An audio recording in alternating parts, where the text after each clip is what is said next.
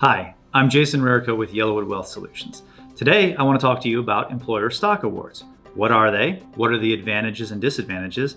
And how do they fit into your financial plan? So employer stock awards, these are a type of compensation that companies typically will give to key employees in an attempt to tie their overall income in some way to the performance of the company. Typically, this will manifest in one of two ways. One will be an award that is of the stock itself. You might have heard of them called RSUs, PSUs, or even MSUs. And what does that mean? That just means that the amount of stock that you're going to get is going to be tied to a certain dollar value, the performance of the company, or is going to be tied to the performance of the stock price itself. And when these vest, they're taxed as ordinary income.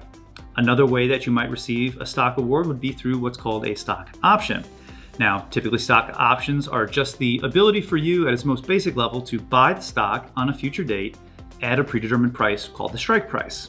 The idea is that when these vest, hopefully the market value of that stock is higher than the strike price of that stock, and the delta in there, that is what the investor gets to harvest.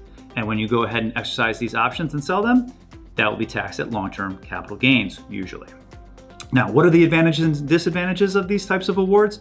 Well, the advantages are a few. One, most specifically, is that you get to participate in the future upside of the company as you're waiting for the grant to go ahead and vest. So if you are given a grant and you're given a certain number of shares, while you may not have access to them right away because you're waiting for them to vest, if the stock price goes up between the time they're given to you and the time that they vest, you benefit from that.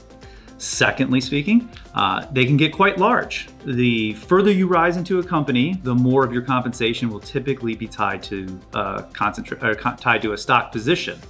And so if you are an executive, for example, there's a very high likelihood that the majority of your compensation may be tied to a stock award. And then lastly is flexibility. So when things vest, then you have ultimate flexibility to determine how it is you want to apply those stock awards to your financial plan. Now, of course, there are disadvantages as well. The primary disadvantage is the vesting period. So you're given a grant.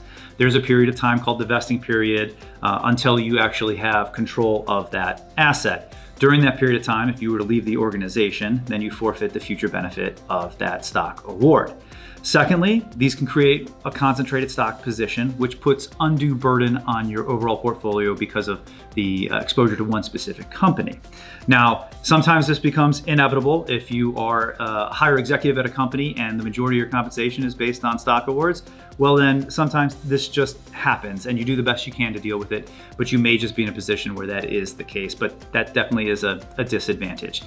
And then lastly would be your selling window. So if you're a key employee, you probably have insider information and you most likely can't just sell whenever you want to sell a stock of that company.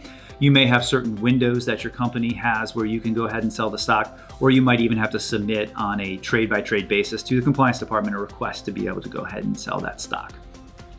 So how do these stock awards fit into your overall financial plan?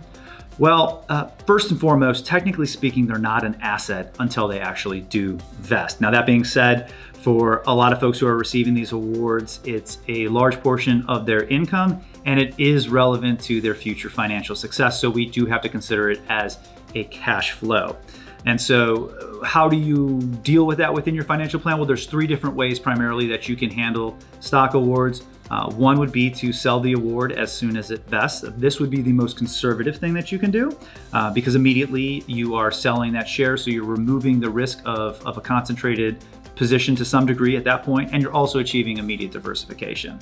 Another way to do it would have a strategic plan for unwinding that position. So say, for example, over the course of the year, you wanted to unwind your exposure to that one grant. Well, you could sell 25% of your shares every quarter, and then at the end of the year, you will have sold that entire position and diversified yourself there.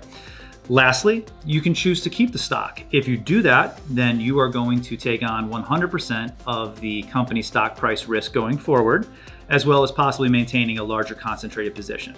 And in some cases, this might be appropriate to do. So what should you specifically do? Well, it's difficult to say. It needs to be based on your specific financial plan. Typically, we tell folks, don't fall in love with the stock. Concentrate and focus on what your goals are and create a customized plan for how to apply your grants and your stock awards to your specific goals. Once that's done, it's about staying disciplined to that plan over a long period of time. If you have a stock position that you've gotten from your company and you're unsure how to deal with it, or if you've created a concentrated position because of stock awards that you've gotten over the years and you would like help coming up with a customized solution towards your financial plan, please feel free to give us a call. We'd love to help. And as always, healthy plan, wealthy life.